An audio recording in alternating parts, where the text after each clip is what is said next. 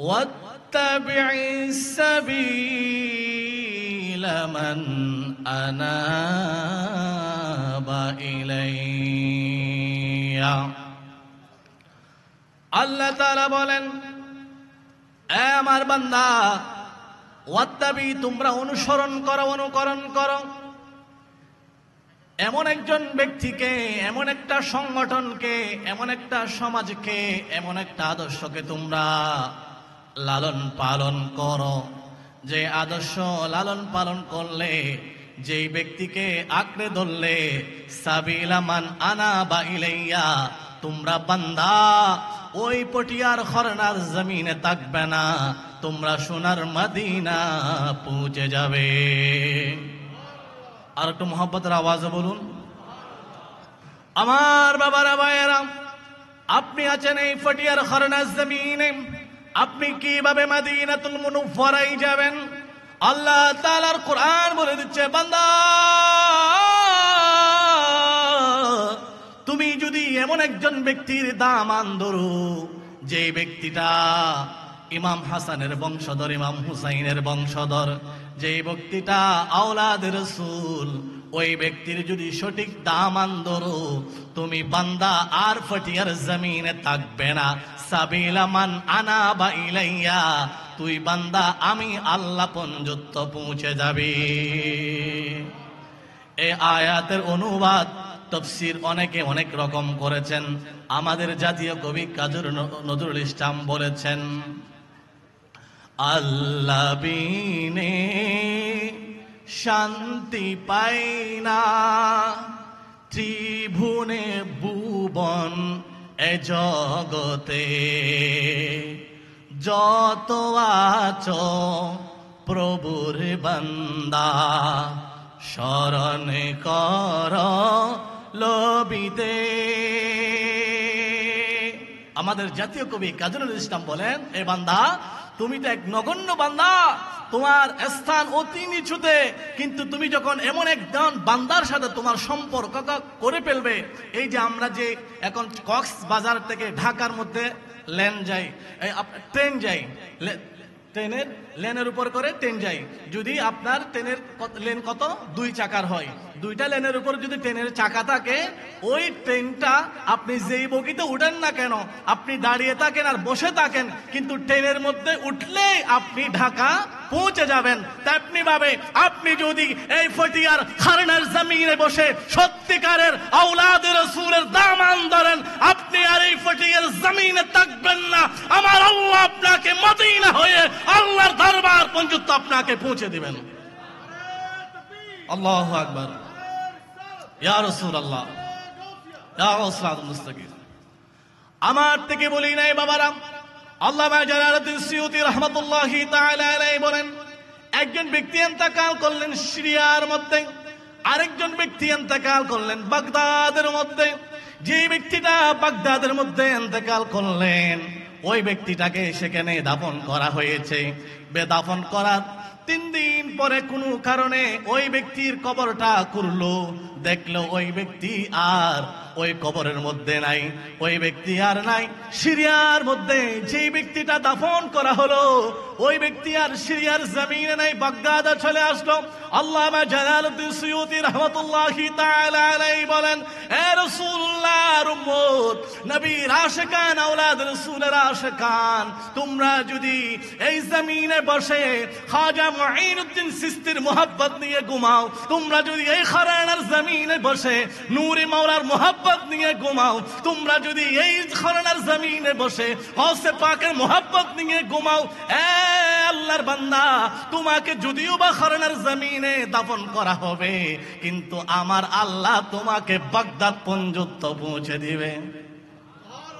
আরে বাবা, কবরের মধ্যে আপনাকে রাখার পরে মুনকার নকির যেভাবে আসে, खड़े हैं मुनकर नकीर सर पर न कोई हामी न कोई आवर, बता दो आकर मेरे पैगंबर के सख्त मुश्किल जवाबों में है खुदा है कहर है गदब पर कुले है बदकर। আপনার এই কবরে যখন রাখবে, মুনকার নাকির যখন আপনার সামনে দাঁড়াবে, আপনার কোনো বন্ধু বান্ধব যাবে না। আপনার পীর কামেল যদি সত্যিকারের পীর হয়, আল্লাহ সুবহানাহু ওয়া তাআলা আপনার পীরকে আপনার কবরের মধ্যে যাওয়ার ক্ষমতা দিয়েছেন। আমার বাবারা ভাইয়েরা, তাহলে কোরআনের মধ্যে বলে আল্লাহ তাআলা আপনাকে আমাকে ডেকে ডেকে বলেন, এ বান্দা, তুমি যদি এমন একজন ব্যক্তিকে অনুকরণ করো, আমি আল্লাহ পর্যন্ত পৌঁছে যাবে। আল্লাহ আমরা কিভাবে অনুকরণ করব?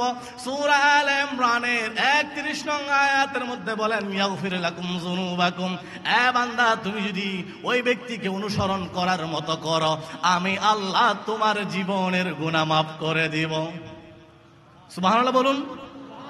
আমার বাবারা ভাইয়েরা, তাহলে আজকে আমরা এমন মাহফিলে আসলাম, যেই মাহফিলে বসার কারণে আমরা আলে বাইতের প্রেমিক হয়ে, আলে বাইতের মোহাব্বত নিয়ে, আওলাদ রাসূলের দামান ধরে আল্লাহ আমাদেরকে মদিনা হয়ে আল্লাহ পর্যন্ত পৌঁছার সুযোগ করে দিয়েছেন। সুবহানাল্লাহ। এবার তাহলে আমরা কার মাহফিল করছি? আহলুল বাইত ইমাম হাসানাইন কারিমাইন, এবং এই মাহফিলে সাদারাত করেছেন ইনিও আহলুল বাইত আওলাদ রাসূল। জুড়ে বলি মারহাবা। এবার এখানে বসার কারণে আপনারা কি পাবেন? বুখারী 2য় খণ্ড 963 পৃষ্ঠা, আবাওয়াবুদ দাওয়াত। আল্লাহ তাআলা বলেন, এটা হচ্ছে হাদিসে কুদসি, আল্লাহ তাআলা বলেন, ইন্না লিল্লাহি মালাইকাতান ইয়ালতামিসুনা ফিত তুরুকি ওয়া ইয়াবহাসুনা আহলা যিকরি।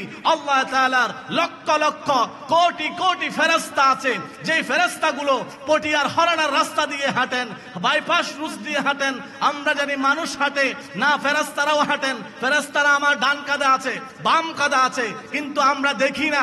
বিশ্বাস করি তেমনি ভাবে লক্ষ লক্ষ কোটি কোটি ফেরেশতা এই রাস্তা দিয়ে হাঁটেন। আমরা কপালের চক্ষু দেখি না। ওই ইয়াবহাসুনা আহলা যিকরি, যেখানে আওলাদ রাসূলের মাহফিল হচ্ছে, যেখানে আওলাদ রাসূল তাশরীফ এনেছে, ওই মাহফিলের মধ্যে ফেরেশতারাও বসে যান। এই মাহফিল যখন শেষ হবে, আল্লাহ তাআলার দরবারে ফেরেশতারা যাবে। আল্লাহ ডাক দিবে, ফেরেশতারা আজকে কোথায় গিয়েছিলা? ফেরেশতারা বলবে, বারে ইলাহি, আজকে আমরা পটিয়া হরনের জমিনে গিয়েছিলাম, যেখানে আওলাদ রাসূল তাশরীফ এনেছেন, আহলুল বাইতের আলোচনা করা হয়েছে। ফেরেশতারা বলবে, যেই সমস্ত বান্দারা আলে রাসূলের সামনে বসলো, তারা কি হাল রাউনি, আমি আল্লাহকে কপালের চক্ষু দেখেছে? আর ফেরেশতারা বলবে, লা, তারা আপনাকে কপালের চক্ষু দেখে নাই। এবার আল্লাহ বলবেন, হাল রাউ হাল জান্নাহ, তারা কি জান্নাত দেখেছে? আমরা কপালের চক্ষে জান্নাত দেখি নাই। এবার আল্লাহ বলবেন, হাল রাউ হান্নার, তারা কি জাহান্নাম দেখেছে?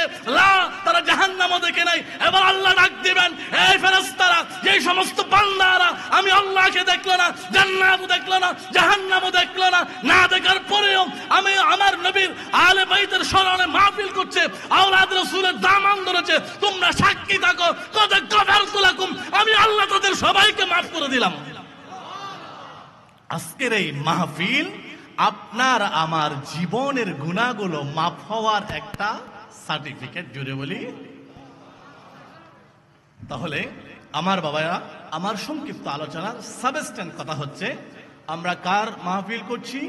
যার সম্পর্কে আল্লাহ বলেন, কুল্লা আসআলুকুম আলাইহি আজরান ইল্লাল মাওয়াদ্দাতা ফিল কুরবা। আমরা কার মাহফিল করেছি? যার সম্পর্কে আল্লাহ বলেন, ইন্নামা ইউরিদুল্লাহু লিয়াসআলুকুম আলাইহি আজরা ফাযকুরুনি আযকুরুকুম ওয়ালা তাকুলু লিমান ইউকতালু ফি সাবিলিল্লাহি আমওয়াত। এভাবে কোরআনুল কারীমের অসংখ্য আয়াতে যেই হাসনাইনে কারিমাইনের কথা বলা হয়েছে, সেই হাসনাইনে কারিমাইনের স্মরণে মাহফিল করছি। এখানে বসার কারণে আমরা কি পাবো? আল্লাহ তাআলা আপনাকে আমাকে একটা সার্টিফিকেট, পুরস্কার দিচ্ছেন, আপনার আমার জীবনের গুনাহ মাফ করে দিবেন। জোরে বলি সুবহানাল্লাহ। আমার আলোচনার শেষ কথা, 1 মিনিট।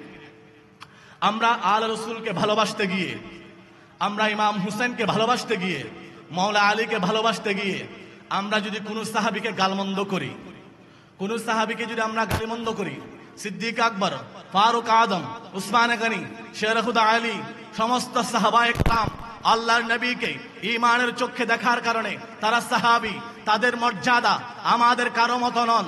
আল্লাহর নবী বলেন, লাউ আনফাকা মিসলা উহুদিন, কেউ যদি উহুদের পাহাড় পরিমাণ লক্ষ লক্ষ কোটি কোটি কোটি কোটি কোটি টাকা যদি আল্লাহর রাস্তায় খরচ করে, হযরত আমিরে মুয়াবিয়ার যেই পজিশন, সিদ্দিক আকবরের যেই পজিশন, ফারুক আজমের যেই পজিশন, উসমান গনির যেই পজিশন, ওই পজিশনের 100 ভাগের 1 ভাগ একজন উম্মতের পক্ষে আদায় করা, কামনা করা সম্ভব না। সমস্ত সাহাবায়ে কেরাম হচ্ছে আহলুস সুন্নাত ওয়াল জামাত। আকীদা মোতাবেক আমাদের ঈমান, কোন সাহাবীকে গালমন্দ করা যাবে না। ফারুক আজম, সিদ্দিক আকবর, উসমান গনি, শেরখুদা আলী, আমিরে মুয়াবিয়া, আমরা সবাইকে ভালোবাসি। সবাইকে ভালোবেসে আলে রাসূলের দামান ধরে আল্লাহ আমাদেরকে মদিনা হয়ে আল্লাহ পর্যন্ত পৌঁছার জন্য তৌফিক দান করুন। ওয়াসসালামু আলাইকুম ওয়া রাহমাতুল্লাহি ওয়া বারাকাতুহু।